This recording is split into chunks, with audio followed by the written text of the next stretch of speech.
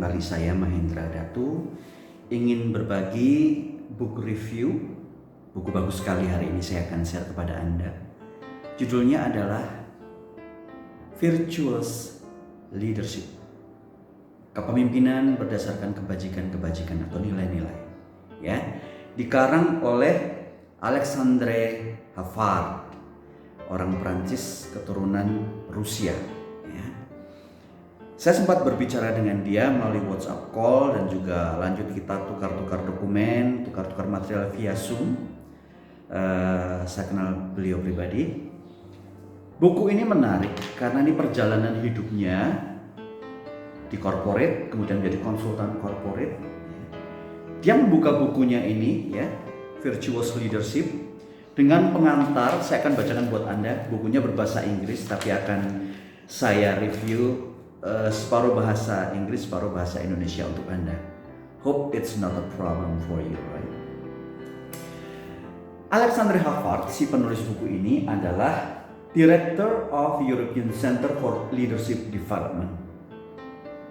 Dia menjadi pelatih corporate untuk virtuous leadership, ya, dan menjadi direktur di European Center for Leadership Development for a reason. Dia mengatakan dalam acknowledgement di bukunya di bagian awal, saya akan bacakan buat Anda. It is my happy dilahirkan dan dibesarkan di tengah-tengah orang dengan exceptional virtue, kebajikan-kebajikan yang luar biasa besar. Ya. Keluarga saya imigran dari Uni Soviet, ya, Rusia zaman sebelum menjadi Rusia, namanya Uni Soviet. Ya. Kakek saya, mama saya, dan kami berangkat ke Eropa Barat.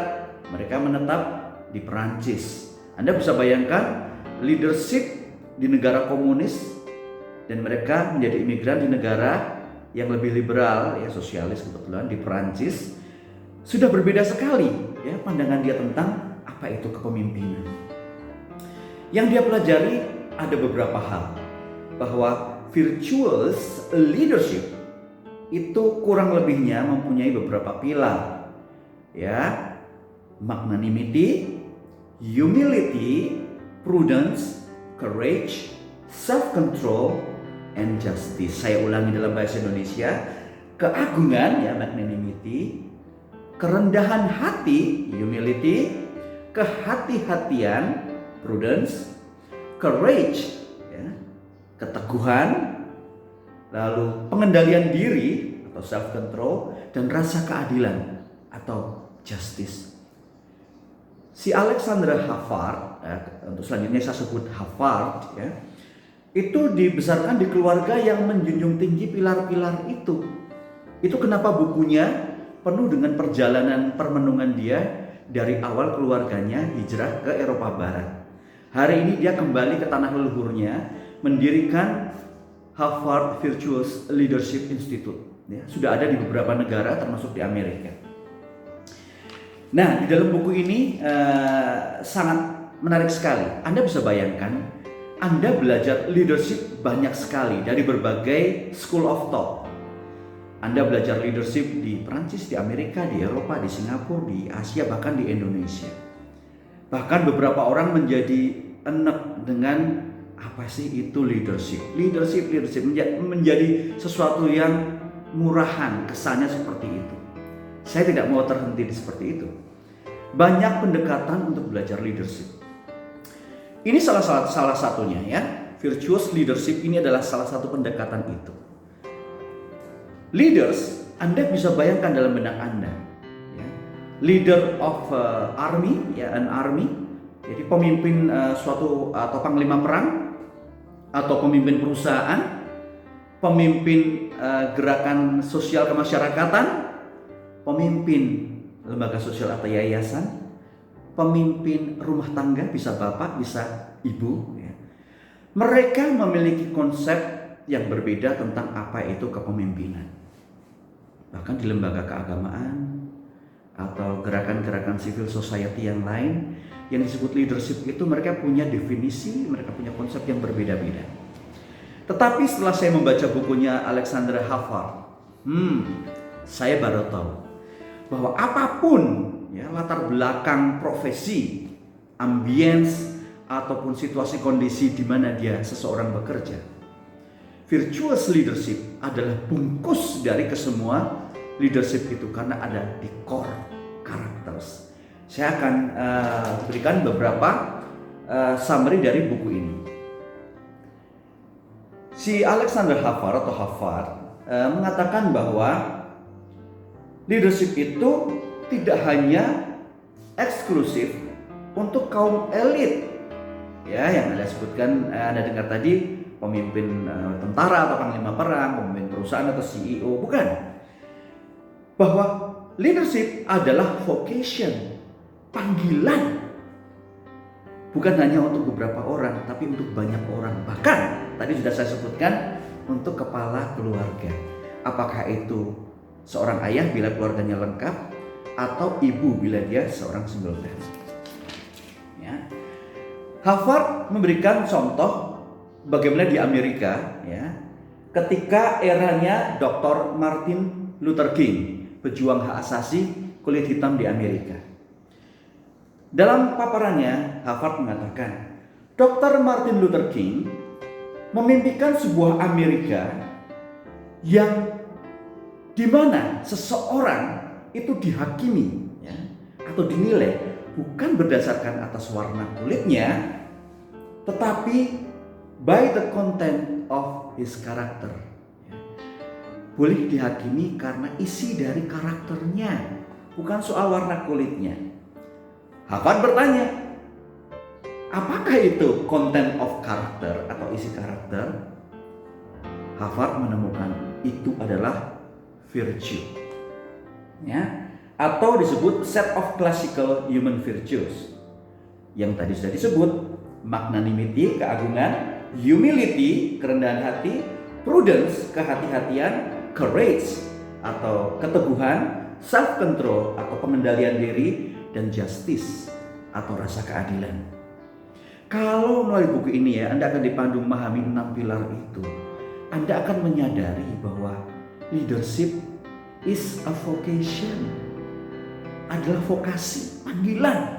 Setiap orang harus memikirkan itu. Tidak semuanya akan berakhir sama. Ada yang menjadi pemimpin keluarga dengan baik, ya. Ada yang menjadi pemimpin perang, panglima perang, ya, atau pemimpin perusahaan.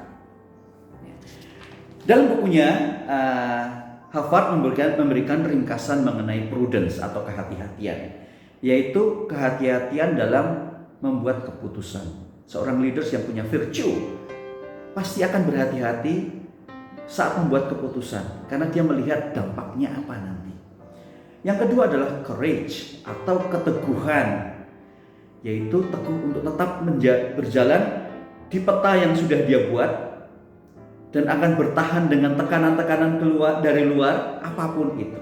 Yang ketiga adalah self control atau pengendalian diri, yaitu bagaimana dia, ya, mengalahkan hal-hal keinginan badaniahnya untuk kepentingan spiritnya. Spirit dalam arti, ya, dia punya tujuan vokasi itu apa, ya, agar misinya tercapai.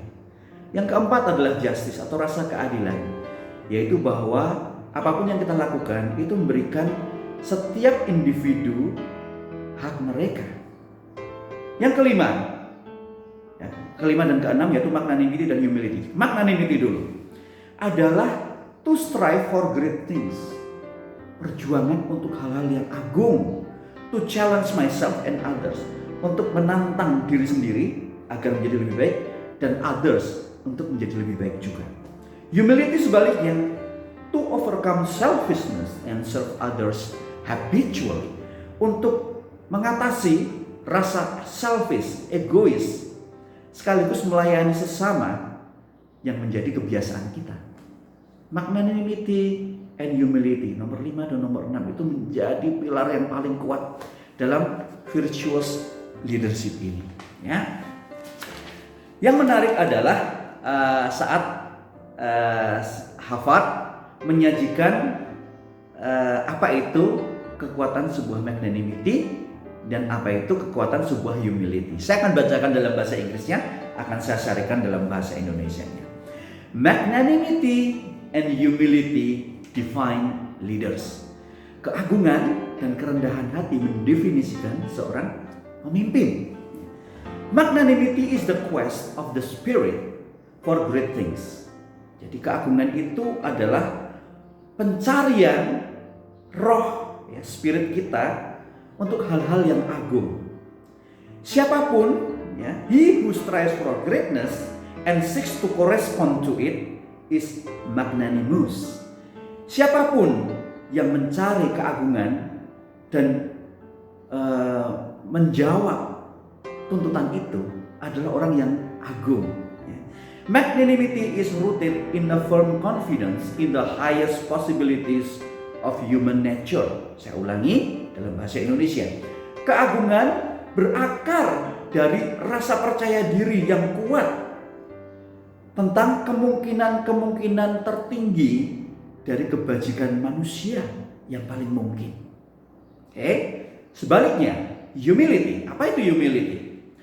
Humility is the habit of living in the truth about one's metaphysical condition and one's strength and weaknesses. Jadi kerendahan hati adalah kebiasaan untuk hidup di dalam kebenaran dan kondisi metafisik seseorang. It is also the habit of service, kebiasaan untuk melayani family and friends, keluarga kita dan sahabat-sahabat kita. Juga colleagues and clients, kolega kita dan para klien kita, society at large, masyarakat pada umumnya, and indeed all of humanity, dan semua orang. Humility ini yang penting ya. Humility fosters in leaders the ambition to serve unconditionally. Saya ulangi dalam bahasa Indonesia. Kerendahan hati fosters, ya, menekankan, ya, di dalam pemimpin-pemimpin sebuah ambisi untuk melayani tanpa syarat. Buku ini bagus sekali. Saya sudah membaca berkali-kali, tidak terlalu tebal ya. Anda bisa dapatkan melalui pesan di melalui digital platform, atau Anda coba cari e-booknya, saya kira sudah ada. Ini adalah buku 1 dari 5 buku seri Leadership, Virtuous Leadership. Ini adalah buku pertama. Pertama kali terbit tahun 2007 dan sudah meledak di Eropa dan Amerika. Saya sarankan bila Anda ingin belajar, Anda cari bukunya. Kalau Anda hubungi saya akan carikan lebih lanjut buat Anda. Sukses selalu. Terima kasih.